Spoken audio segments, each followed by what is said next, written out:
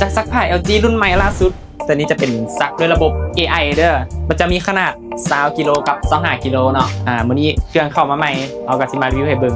มาเบิ่งตัว20กิโลกันก่อนตัวนี้จะเป็นขนาด20กิโลเด้อจากซักผ้า LG นี่มาเบิ่งระบบซักมันจะมี10ระบบเนาะเราสามารถเลือกได้ตามวงมันเราสามารถ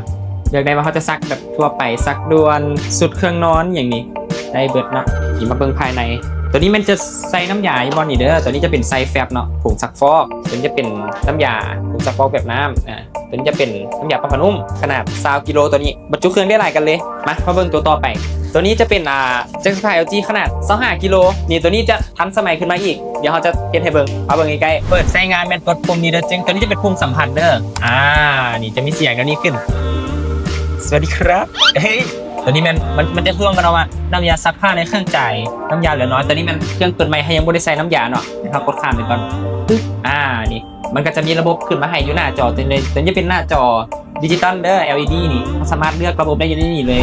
จะมี12ระบบตัวนี้สามารถเลือกซักได้หลายแบบเลยเราจะมาเรียนดูอาจจะมีซักทั่วไปเนาะซักโดยระบบ AI ตัวนี้จะทันสมัยขึ้นมาอีกมันจะวัดตามน้ำหนักของเครื่องเลยเด้อตัวนี้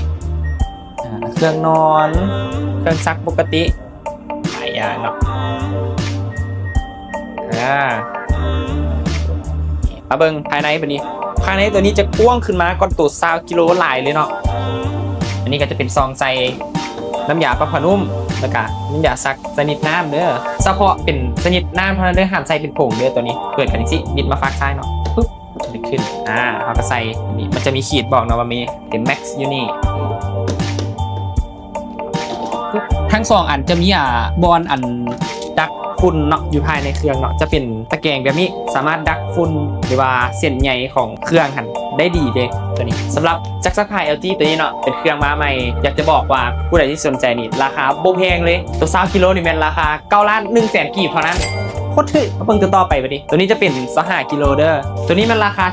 14,200,000กีบเท่านั้นเด้อทางพี่ๆเขาหาเก่ามาเลยเครื่องนี้เป็นเครื่องผลิตใหม่เลยผลิตเดือน1ปีนี้เลย2026กำลังจะจัดส่งละตัวนี้สำหรับลูกค้าท่านไหนที่สนใจเนาะจากซักผ้า LG หรือว่าจะมีตู้เย็นมีครบทุกอย่างเลยอยู่ห้างพี่ๆของพวกเขาสำหรับลูกค้าผู้ใดที่สนใจเนาะสามารถเข้ามาสอบถามทางพวกเขาได้อยู่หน้าห้างเด้อหรือว่าทักหาทางแอดมินของพวกเขาได้อยู่เพจบอดี้เลยตึ๊บเขาจะขึ้นให้เนาะ